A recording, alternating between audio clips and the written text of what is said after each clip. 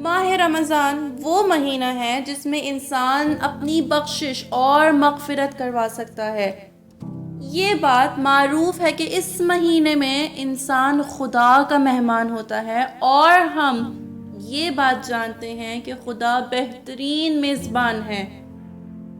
وہ ان پھیلائے ہوئے ہاتھوں کو کبھی واپس نہیں پلٹائے گا جو اس کی جانب امید سے پھیلائے گئے ہوں، کیونکہ میرا مقصد فقط خدا کے نزدیک کرنا ہے، اور یہ مہینہ بھی خدا کے نزدیک ہونے کے لیے بہترین موقع ہے۔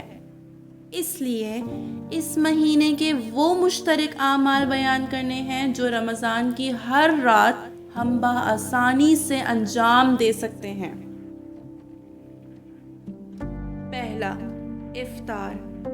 مستحب ہے کہ نماز کے بعد افطار کریں، مگر یہ کہ کمزوری غالب آ جائے یا لوگوں کا اجتماع ہمارا منتظر ہو۔ دوسرا، پاک و پاکیزہ چیز جو حلال ہو اور کسی بھی شک و شبہات سے دور ہو، اس سے افطار کریں۔ سب سے بہتر یہ ہے کہ حلال کھجور سے افطار کریں تاکہ ہماری عبادات اور نماز کا ثواب 4 گنا زیادہ ملے۔ اگر کھجور یا نیم گرم پانی یا نمک سے افطار کریں تو زیادہ بہتر ہے۔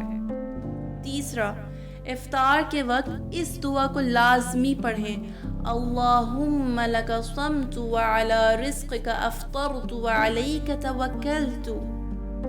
امام علی جب بھی افطار کیا کرتے تھے اس دعا کو پڑھتے تھے: بسم اللہ اللہم لک صمنا وعلی رزقک افطرنا فتقبل منا انک انت السمیع العلیم۔ چوتھا، پہلا لقمہ لیتے وقت ہمیشہ بولیں: بسم اللہ یا واسع المغفرہ اغفر لی۔ شروع کرتی ہوں اللہ کے نام سے جو نہایت رحم کرنے والا اور مہربان ہے۔ اے وہ کہ جس کی بخشش وسیع ہے، مجھے معاف کر دو۔ روایات میں آیا ہے کہ رمضان کے آخری عشرے کے ہر روز خداوند متعال ہزاروں لوگوں کو آتش جہنم سے آزاد کرتا ہے۔ بس اگر چاہتے ہیں کہ خدا ہمیں بھی معاف کر دے اور آتش جہنم سے نجات دے دے تو یہ دعا پڑھا کریں۔ پانچواں، افطار کے وقت سورہ قدر کی تلاوت کرنا۔ چھٹا، افطار کے وقت صدقہ دینا۔ ساتواں، روزہ داروں کو افطار دینا، اگرچہ چند کھجور کے دانے یا صرف شربت ہی ہو۔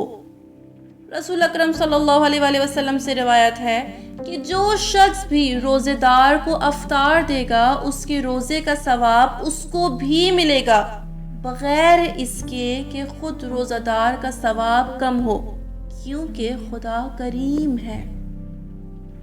دوسری روایت میں فرمایا، رمضان میں مومن اگر ایک لقمہ دوسرے مومن کو دے گا تو خداوند متعال اس کو 30 لوگوں کے آزاد کرنے کا ثواب اس کے نامہ اعمال میں لکھ دے گا، اور اس کی ایک دعا بھی قبول کرے گا۔ آٹھواں، ہر شب 1000 مرتبہ سورہ قدر کی تلاوت کریں، البتہ 1000 مرتبہ سب کے لیے ممکن نہیں، مگر جتنا ممکن ہو اس سورت کی تلاوت کی جائے۔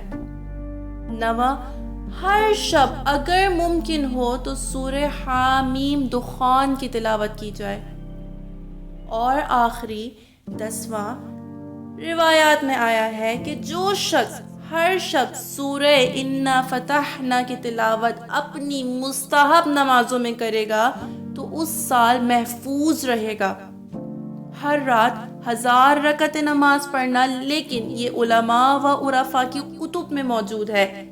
1000 رکعت نماز نہیں تو کم از کم 2 رکعت نماز پڑھی جائے جو بالکل نماز فجر کی طرح پڑھی جائے گی، جس کی نیت یہ ہوگی کہ نماز پڑھتا ہوں یا نماز پڑھتی ہوں ماہ رمضان کی قربتاً الی اللہ۔